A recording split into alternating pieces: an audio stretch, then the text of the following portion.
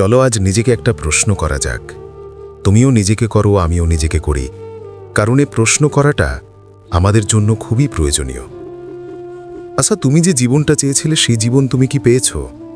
না, আমরা যে জীবনটা চেয়েছিলাম সে জীবনটাকে আমরা পেয়েছি, সেই জীবনটাকে আমরা কাটাচ্ছি। যদি না কাটাতে পারি, যদি না কাটিয়ে থাকি, তাহলে মনে হয় না যে কোথাও না কোথাও ঘাটতি আছে, কোথাও না কোথাও সমস্যা আছে, প্রবলেম আছে? যদি মনে হয় তাহলে কেন সেটাকে ঠিক করবে না? কেন নিজের জীবনের সংশোধন আনার চেষ্টা করবে না? করা তো উচিত, প্রতিটা মানুষের করা উচিত। আসলে সমস্যা কি জানো? সমস্যা এখানে যে আমাদের মধ্যে অর্ধেক মানুষ এটাই জানে না যে আমাদের কোনটা পছন্দ। হ্যাঁ, আমাদের মধ্যে অর্ধেক মানুষ এটাই জানে না যে আমি কি চাই। প্রথমে এটা জানাটা প্রয়োজন যে তুমি কি চাও, তোমার কি ইচ্ছা, তোমার কি স্বপ্ন, তোমার কি লক্ষ্য, তোমার কি এম, তোমার কি টার্গেট। এটা জানাটা খুবই গুরুত্বপূর্ণ। আর সেটা নির্ধারণ করার পরে এটা নির্ধারণ করাটা খুবই গুরুত্বপূর্ণ যে সেটা পাওয়ার জন্য তুমি নিজেকে কতটা নিচে নামাতে পারবে, কতটা কষ্ট দিতে পারবে, কতটা স্যাক্রিফাইস করতে পারবে, কতটা সমর্পণ করতে পারবে। কারণ বাস্তবতা আমরা মানি বা না মানি, একটা মানুষের জীবনে কোনো কিছু করার জন্য, কোনো কিছু পাওয়ার জন্য অনেক কিছু হারানোর প্রয়োজন পড়ে। একটা কথা মনে রেখো, যদি জীবনে দ্রুত কিছু পেয়ে যাও তাহলে কিছু এনজয়, কিছু আনন্দকে হত্যা করতে হবে। না, আনন্দ আসবে জীবনে, সেটা নিজের কাজের মাধ্যমে, নিজের কাজের মধ্যে আনন্দ খোঁজার চেষ্টা করতে হবে, নিজের কাজের মধ্যে শান্তি খোঁজার চেষ্টা করতে হবে, সুখ খোঁজার চেষ্টা করতে হবে। এ পৃথিবীতে সেই মানুষগুলোই সবথেকে বেশি সুখী থাকে যারা নিজের কাজের মধ্যেই সুখ পেয়ে থাকে, যারা নিজের কাজের মধ্যেই সুখ খুঁজে থাকে। আমি তোমাকে লিখে দিতে পারি, যদি তুমি কোনো কাজ করে আনন্দ পাও, যদি তুমি কোনো কাজ করে মজা পাও, তাহলে সেটার থেকে গুরুত্বপূর্ণ কিছু হতে পারে না, সেটার থেকে প্রয়োজনীয় কিছু হতে পারে না। অবশ্যই কাজের মধ্যে একটা আনন্দ পাওয়াটা প্রয়োজন, কাজের মধ্যে একটা মজা থাকাটা প্রয়োজন। হ্যাঁ, এটা ঠিক যে কিছু সময় এমনও আসবে যখন নিজেকে বাধ্য করাতে হবে, আর এটা আসাটাও প্রয়োজনীয়। এটা আসার পরে মনে হয় যে না, আমাকে কতটা দায়িত্ববান হতে হবে, আমার কতটা দায়িত্ববান হওয়া উচিত। দেখো, এমনটা নয় যে সবসময় কাজ করতে ভালো লাগবে, তারপরেও কিছু মুহূর্ত, কিছু সময় আমাদের নিজেদেরকেই পুশ করার প্রয়োজন পড়ে, নিজেদের একটু মানিয়ে নেওয়ার প্রয়োজন পড়ে। দেখো, একটা বিষয় নিজের মাথায় অনেক ভালোভাবে গেঁথে নিও, যে কোনো মানুষের মধ্যে যদি জেদ থাকে, কোনো মানুষের মধ্যে যদি খিদে থাকে, আর সেই মানুষটার মধ্যে যদি সত্যি কোনো প্রতিভা থাকে, তাহলে তাকে কেউ দমাতে পারবে না, তাকে কেউ থামাতে পারবে না, তাকে কেউ আটকাতে পারবে না, তাকে কেউ তার পথের বাধা হতে পারবে না। জেদ থাকাটা প্রয়োজন, খিদে থাকাটা প্রয়োজন, ইচ্ছা থাকাটা প্রয়োজন, চাহিদা থাকাটা প্রয়োজন, আগ্রহ থাকাটা প্রয়োজন। এই সমস্ত কিছু একটারই প্রতিশব্দ। অবশ্যই আগ্রহ, খিদে, যে এগুলো একটা জিনিসকেই ব্যাখ্যা করে যে সেই কাজের প্রতি একটা নির্দিষ্ট চাহিদা, একটা ভালোবাসা। এগুলোর সঙ্গে যখন ট্যালেন্ট সম্মিলিত হয় তখন একজন মানুষকে অন্য রূপে রূপান্তর করে, তখন একজন মানুষের ক্ষমতা অন্যভাবে সমাজের সামনে আত্মপ্রকাশ ঘটে। জীবনের কিছু বিষয় ক্লিয়ার হওয়াটা প্রয়োজন। প্রথমত, তুমি কি করতে চাও? দ্বিতীয়ত, সেটা করার জন্য তুমি কতটা স্যাক্রিফাইস করতে পারবে, কতটা ত্যাগ করতে পারবে? তৃতীয়ত, সেটা তোমার জন্য কতটা প্রয়োজনীয়, সেটার মধ্যে তুমি নিজে কতটা আনন্দ পাবে। তুমি দেখবে জীবনের বেশিরভাগ ক্ষেত্রে আমাদের হাতে আমাদের প্ল্যানিং থাকে, আমাদের হাতে লক্ষ্যও থাকে, একটা নির্দিষ্ট টার্গেটও থাকে, কিন্তু থাকে না শুধু খিদে, থাকে না শুধু চাহিদা, থাকে না শুধু ইচ্ছা, থাকে না শুধু আগ্রহ, থাকে না শুধু ক্ষুধা। একজন মানুষের জীবন কখনো পরিবর্তন হতে পারে না শুধুমাত্র প্রতিভার দ্বারা।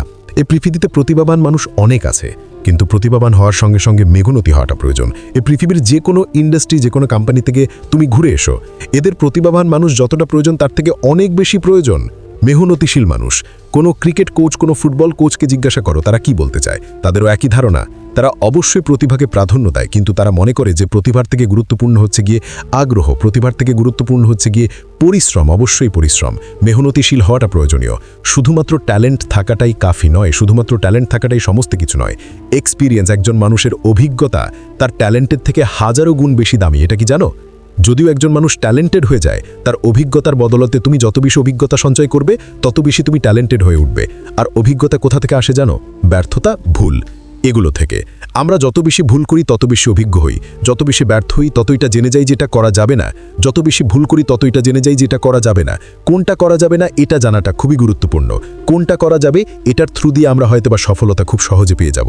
জানো, প্রতিটা মানুষ জানে, সবার জানে নিজের জন্য কোনটা প্রয়োজনীয়, কিন্তু আমরা পদক্ষেপ নিই না, আমরা পদক্ষেপ নিতে পারি না। এটা আমাদের ব্যর্থতা।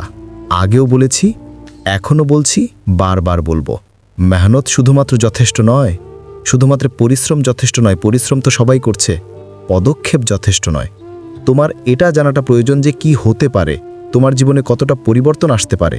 তুমি যেটা চাও, তুমি যেটা চাইছো সেটা আসার পরে এগুলো তোমাকে মোটিভেট করবে।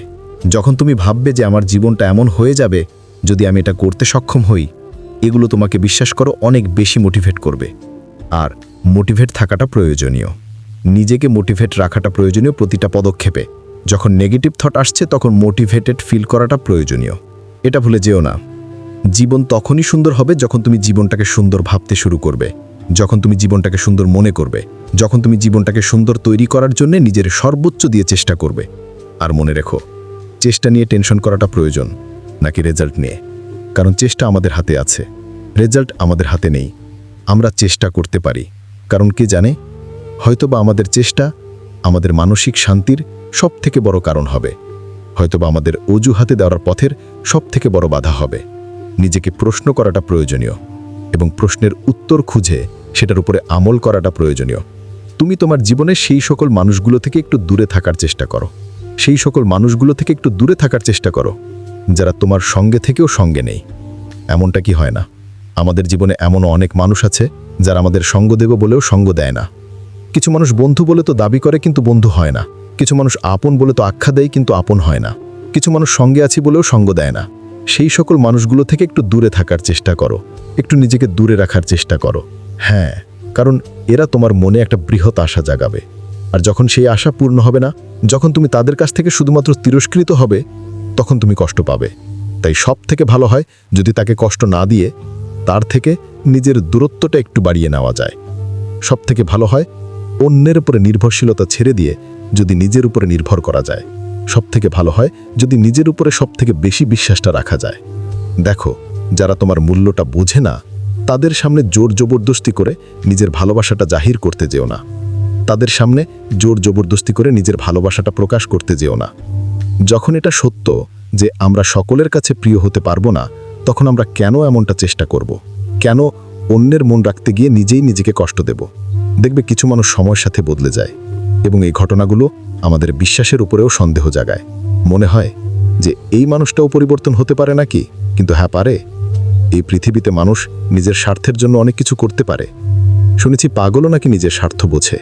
আর আমরা তো সুস্থ স্বাভাবিক মানুষ, এটাকে অ্যাকসেপ্ট করতে হবে যে পরিবর্তন হতেই পারে। যখন গোটা পৃথিবী এত দ্রুততার সাথে বদলাচ্ছে তখন মানুষ বদলাবেন, এটা কেমন একটা শুনতে লাগছে।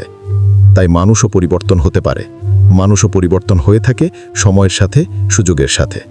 দেখো, মানুষ আঘাত পায়, মানুষ ধোঁকা খায়, কিন্তু তারপরে কিছু মানুষ নিজেকে ধ্বংস করে, নিজেকে ধ্বংস করার কথা ভাবে, নিজেকে কষ্ট দেওয়ার কথা ভাবে। কিন্তু কিছু মানুষ নিজেকে পরিবর্তনের স্বপ্ন দেখে। হ্যাঁ, সিদ্ধান্ত তোমার, তুমি নিজেকে কষ্ট দেবে নাকি নিজেকে পরিবর্তন করবে নিজের জন্যে। দেখো, যদি তুমি তোমার জীবনের আঘাত, যদি তুমি তোমার জীবনের অপমান, যদি তুমি তোমার জীবনের কষ্টগুলো থেকে না শেখো, তাহলে জীবনে এগিয়ে যাওয়াটা অনেক কঠিন হয়ে যাবে। এগুলো আমাদের জন্য এক একটা মেসেজ, এক একটা বার্তা যে জীবনে এগিয়ে যেতে হবে। প্রতিবার এ পৃথিবী আমাদেরকে স্পষ্ট করে দেয় যে মানুষ আমাদেরকে আসলে ভালোবাসে না, বাসে আমাদের অবস্থানকে। তাই নিজের অবস্থানকে মজবুত, নিজের অবস্থানকে পাকাপোক্ত করতে হবে। আর এটা করার জন্য যতটা মেহনত, যতটা চেষ্টার প্রয়োজন পড়ে ততটা করতে হবে। ধোঁকা খাওয়ার পরে, আঘাত পাওয়ার পরে নিজেকে কষ্ট দেওয়ার কথা না ভেবে নিজেকে পরিবর্তন করার প্রতিজ্ঞা নিতে হবে। হ্যাঁ, নিজেকে পরিবর্তন করার চেষ্টা চালাতে হবে। জীবনে সবসময় সেটাই করার চেষ্টা করো যেটা তুমি পছন্দ করো, যেটা তোমার সিদ্ধান্ত। অনেক সময় আমরা অন্যের সিদ্ধান্তের উপরে আমল করতে গিয়ে নিজেকে ভুলে যাই। অনেক সময় আমরা অন্যের সিদ্ধান্তগুলোকে গুরুত্ব দিতে গিয়ে নিজের যে আইডেন্টিটি সেটাকে ভুলে যাই। আর যখন জীবনে জোর জবরদস্তি করে কিছু করা হয় তখন জীবনটা বোরিং, তখন জীবনটা বিরক্তিকর মনে হয়। তাই নিজের মনের কথা শোনা উচিত, নিজের সাথে নিজের আলোচনা থাকা উচিত, কিছুটা পরামর্শ নিজের কাছ থেকেও নেওয়া উচিত। নিজের মন এবং নিজের মস্তিষ্কের উপরে নিজের সম্পূর্ণ কন্ট্রোল থাকা উচিত।